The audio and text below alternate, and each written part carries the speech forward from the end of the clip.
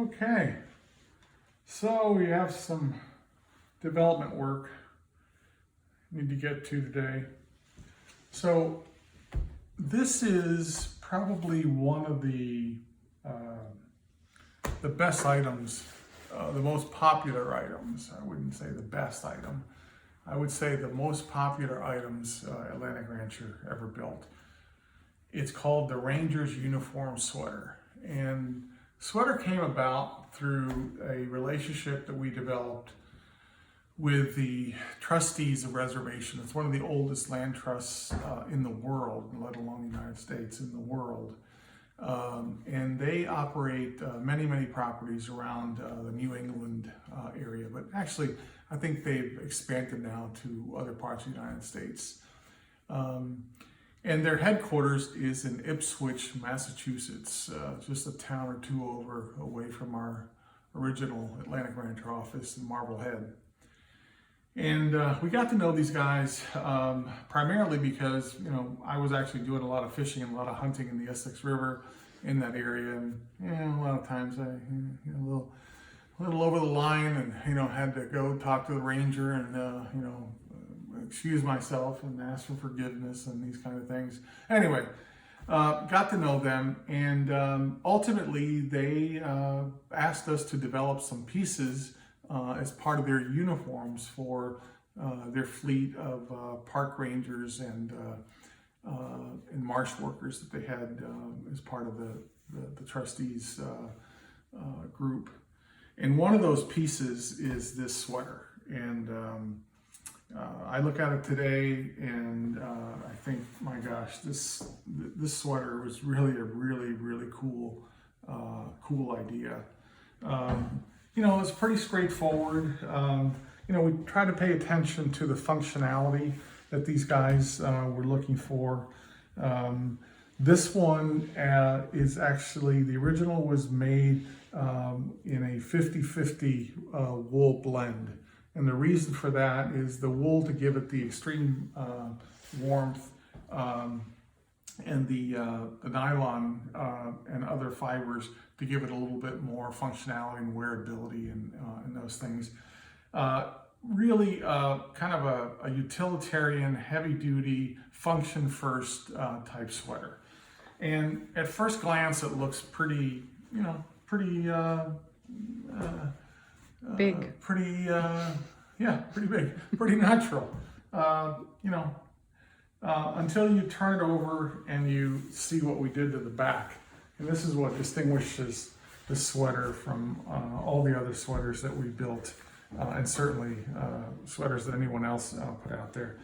But we thought, these guys will use this every bit as much as a sweater as they will a piece of outerwear. And they needed to have a piece that had an awful lot of give and stretch in every single direction. So we created this action back gusset here, which is barely noticeable when you have it on. But the way it works is it has this extra piece of lighter weight knit, which gives the entire thing a lot more extra give without, pulling the back apart. So the stretch doesn't come out of here. The stretch actually comes out of the gusseted area right here. We finished it off with some DryHandle patches. They're oversized. They're oversized for a reason. These guys spend a lot of time in their trucks. They spend a lot of time in their boats, and there's a lot of different places where that elbow is going to be ending up. A sufficient enough cuff here, same thing on the double-sided waistband, as you can see here. Got a real girthy, good feel. Another little treatment that most people wouldn't even notice is that it has an asymmetrical yoke, asymmetrical collar, if you will. You'll notice that the distance here and the distance here is different, and the collar opens up as it comes down to the center point of the collar here. So this is what we're rebuilding. One of our most popular items, let alone certainly the top in the sweater group, but you know, it was one of the most well appreciated pieces that we ever built, and we just had this you know, a tiny little kind of a Boy Scout patch treatment on the shoulder. It wasn't much. They didn't want anything on the front. They wanted it to just be understated. So just in from our factory, so the factory is now deconstructing this, and we're having conversations about, okay, this is how we built it 20 years ago. Are there things that we would want to change and improve and so forth? And the first part of this whole process starts with the yarn. It's almost like when you're building anything in leather, you got to start with a great piece of leather that's designed for the purpose for which it's intended. So here we're starting with yarn. And we've got two different types of yarns that the factory and us have been fooling around with. As I said before, this was a 50-50 blend, wool and polyester nylon. We want to move this now to 100% merino wool for the reintroduction. The merino wool is going to have a high degree of functionality and performance. It's basically going to hang together a lot better than a blend. It's going to be warmer, and it may not have to be as heavy as this original sweater.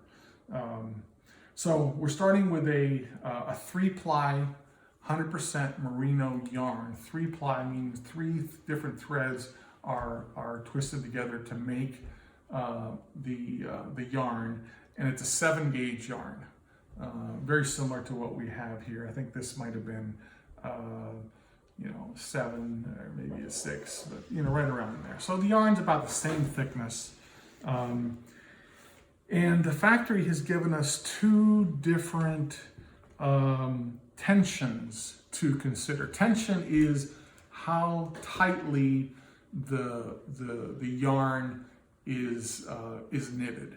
So this is a light or a very tight tension. You don't have as much stretch and pull. And this one here is a medium tension. So this is going to have a little bit more pull. Okay. Now the other thing is that the type of stitch that we're using here it's a double face, so you can see that the jersey is replicated on pretty much on the back. Okay.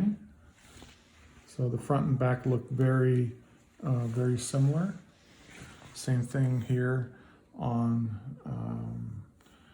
the tight stitch, maybe a little bit more pronounced there.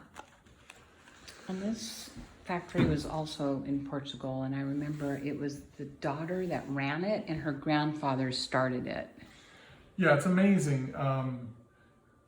Just about every single factory that we're working with is multi-generational.